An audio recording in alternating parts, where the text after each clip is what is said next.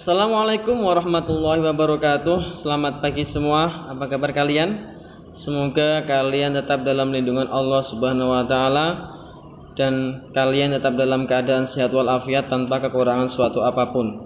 Nah, pada kesempatan kali ini kita akan belajar pelajaran fikih ya, tentang berani berkhitan. Masih sama dengan bab yang kemarin ya.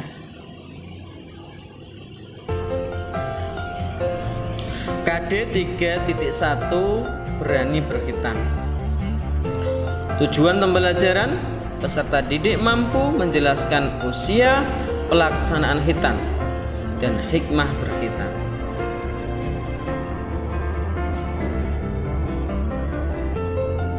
Pada pertemuan sebelumnya kita sudah membahas tentang sejarah disyariatkannya berkhitan. Khitan itu disyariatkan mulai masa Nabi Ibrahim ya. Ketika itu Nabi Ibrahim berkhitan pada usia 80 tahun.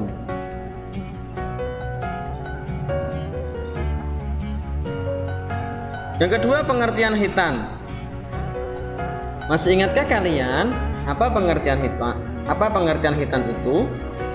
Menurut bahasa, khitan itu adalah memotong. Sedangkan menurut istilah adalah membuka atau memotong kulit atau khuluf yang menutupi ujung kemaluan laki-laki dengan tujuan agar bersih dari kotoran dan suci dari najis. Itu adalah pengertian khitan. Jadi khitan menurut bahasa itu adalah memotong.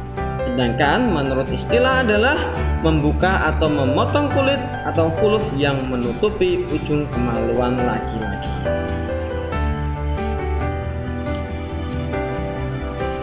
Dan yang ketiga adalah hukum pelaksanaan khitan.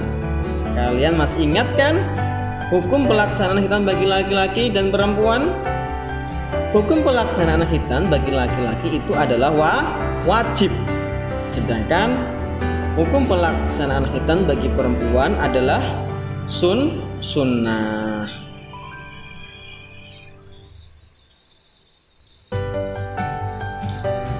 D. Usia pelaksanaan khitan. Kita akan membahas tentang usia pelaksanaan khitan. Sebagaimana sudah dibahas di awal bahwa khitan sangat berpengaruh dalam keabsahan sholat. Maka khitan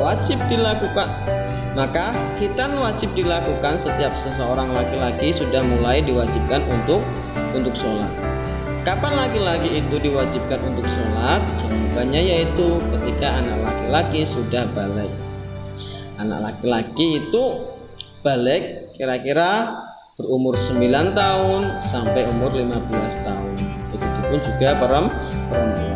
Ciri-ciri laki-laki yang sudah balik itu adalah ketika ia pernah mengalami mimpi basah. Sedangkan ciri-ciri perempuan yang sudah balik adalah ketika perempuan itu sudah mengeluarkan darah haid. Kalau itu nanti akan dibahas pada bab selanjutnya.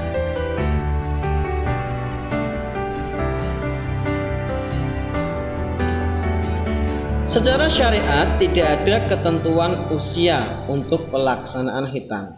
Namun, melihat pertimbangan di atas, para ulama membagi waktu pelaksanaan khitan dalam 2 waktu,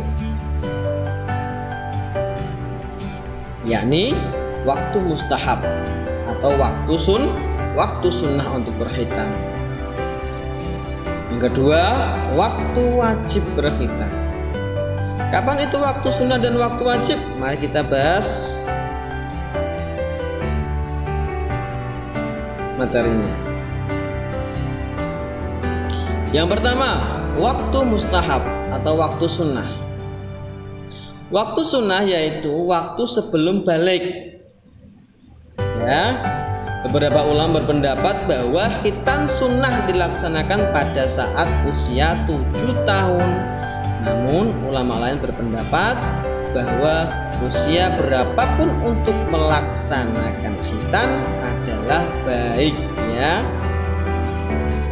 Jadi waktu sunnah melaksanakan berkhitan itu sebelum balik. Tadi Panas bilang apa?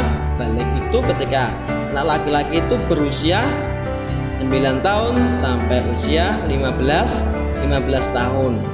Jadi ketika anak laki-laki sudah lahir kok dikhitan itu tidak apa-apa ya. Jadi antara usia 1 tahun sampai usia 8 tahun itu adalah waktu sunnah untuk berkhitan. B. Waktu wajib khitan. Waktu wajib khitan yaitu pada saat anak balik, karena pada saat balik itulah seorang anak mulai diwajibkan sholat. Oleh karena itu ia harus memenuhi semua syarat-syarat sholat seperti suci badan, pakaian, dan tempat dari najis. Salah satu cara agar badan seorang laki-laki suci adalah dengan berkhitan. Ketika kalian nanti sudah balik, lihat tadi apa ciri-cirinya? Ya, ketika anak laki-laki itu sudah mengalami mimpi basah. Tuh, anak laki-laki itu sudah dinamakan balai. Maka pada usia itulah kalian diwajibkan untuk berkhitan agar badan kalian suci dari najis. Ketika kalian sholat kok kamu berkhitan, ketika sudah selesai kencing pasti masih ada najis yang menempel pada khuluf atau kulit kemaluan anak laki-laki, sehingga ketika kalian sholat membawa najis maka sholat kalian tidak sah.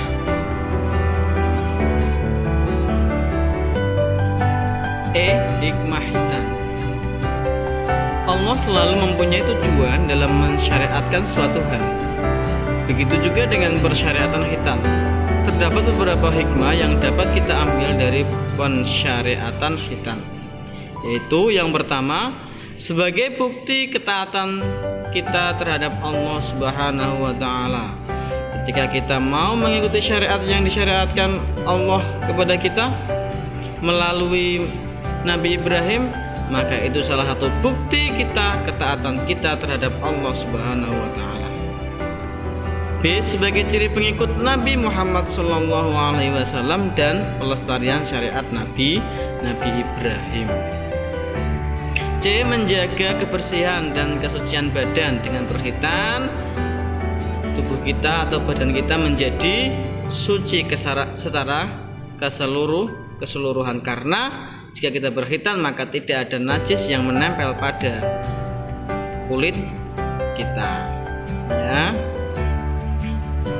Yang D. Mencegah timbulnya berbagai macam penyakit. Kemarin Panas sudah menjelaskan kalau ketika kita belum berkhitan ya kan ada sisa kencing yang masih menempel di dalam kulit kemaluan laki-laki. Nah, kalau lama-kelamaan dibiarkan maka akan menjadi penyakit. E. Menjadi ciri muslim yang baik. Jadi khitan itu merupakan ciri muslim yang baik. Orang-orang muslim pasti mereka sudah berkhitan. Nah, cukup sekian anak-anak pembelajaran kali ini. Semoga bermanfaat bagi kalian. Kurang lebihnya mohon maaf. Assalamualaikum warahmatullahi wabarakatuh.